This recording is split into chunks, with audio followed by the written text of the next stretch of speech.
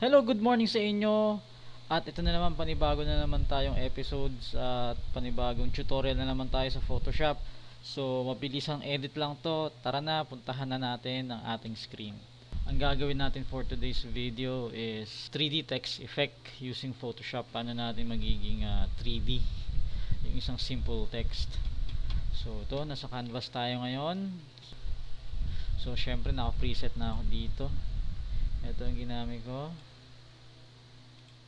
Ayan ang ginamit, gagamitin natin kulay para sa ating gradient.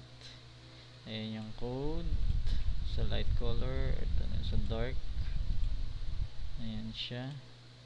So 100%, just hit OK, and then tayo sa gitna, drag natin siya, and that's it. Zoom in natin magbabit. So, ayan siya. Kuha tayo ng text. Ang font natin ang gagamitin is yung thank you so much font. Ayan. Gawin natin dahil lahat tayo gusto na ng peace. Gawin natin peace. Peace be with you all. Ctrl T to transform. Lagi natin sa gitna. Ayan na. Okay, so copy natin na siya isa para pag nagkamali tayo, alam nyo na yan, pag nagkamali tayo meron pa rin tayong hahabulin. So itong peace na text i-rasterize natin para ma-edit natin siya. So ayan si peace. Ang gagawin natin dyan is magka-copy tayo ng text na yan ng ilang times, 41 times kakopy natin siya. Okay, so ang gagawin natin is Control Alt, i-press natin yan at the same time, and then left arrow key and up arrow key. So alternate sila para kasi ang gagawin natin text is paslant siya. So ganun ang gagawin natin. So hold Control Alt and left and up arrow key. Okay? So magka-copy tayo ng 41 copies. Okay, so start na natin.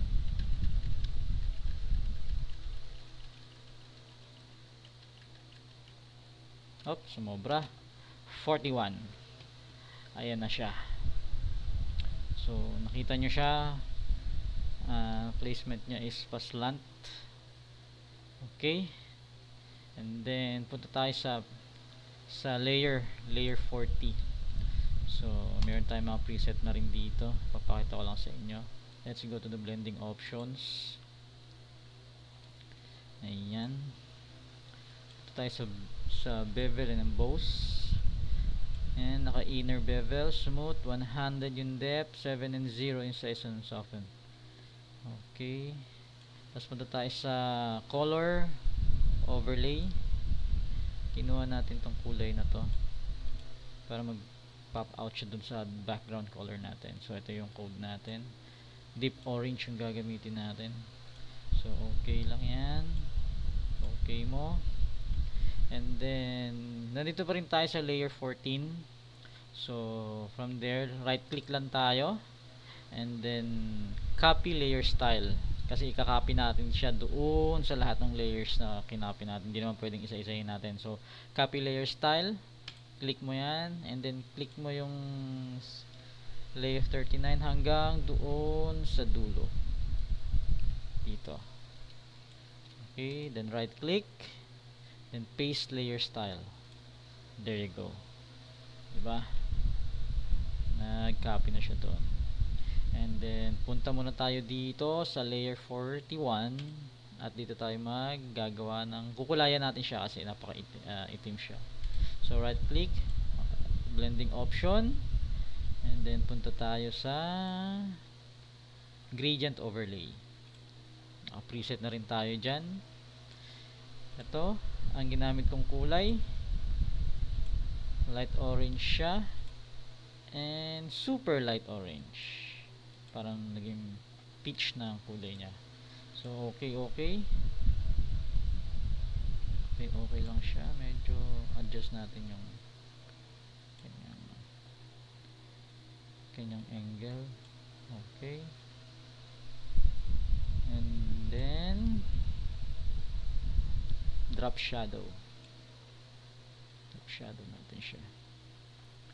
Overlay na siya. Overlay, kulay itim syempre. Tingnan natin kung ano yung kanyang there you go. Hop. Bawasan natin to.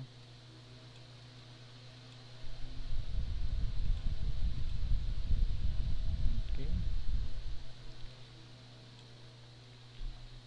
ayan, drop shadow nya. And then punta naman tayo sa stroke. Lalagyan natin siya ng stroke. Palitan natin ng kulay. Okay, deep orange, going to brown already. So number 2 lang tayo, outside, normal.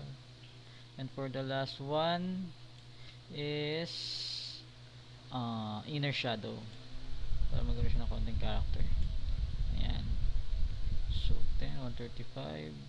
Adjust lang natin opacity, masyado siyang madiin. Okay,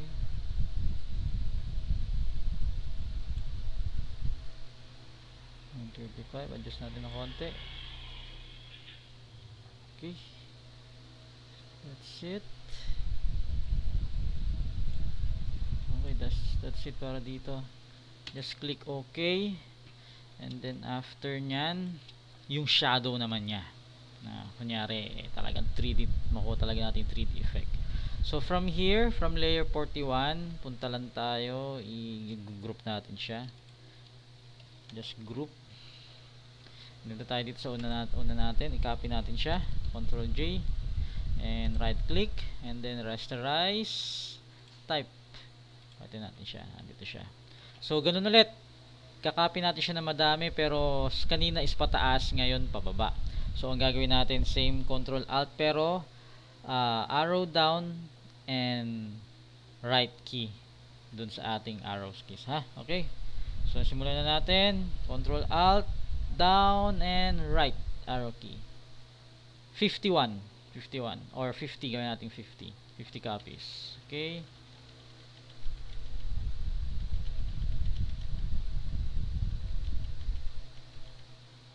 okay, oops, bawasan natin ng konti.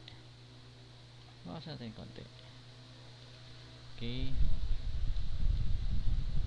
ayan, 80, gawin natin 80 lang. So from 80 punta tayo dito sa 60. Then Control E para ma-merge natin sila. So ayan, na-merge na natin. So para magkaroon ng medyo shadow dun sa kanyang dulo is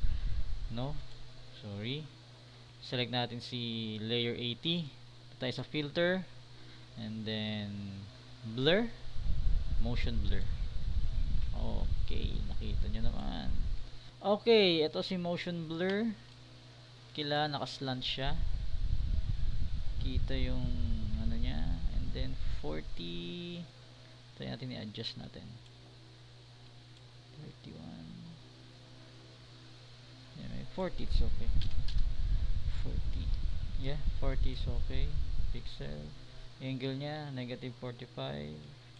So hit okay, and voila, ayan na siya, ang ating 3D text effect using Photoshop. Ayan na siya. So ayun lang, sana may natutunan kayo at may apply nyo sa inyong mga tricks o sa inyong mga nagbi-beginners pa lang dyan sa Photoshop. Sana may natutunan kayo, and until next video, see you later.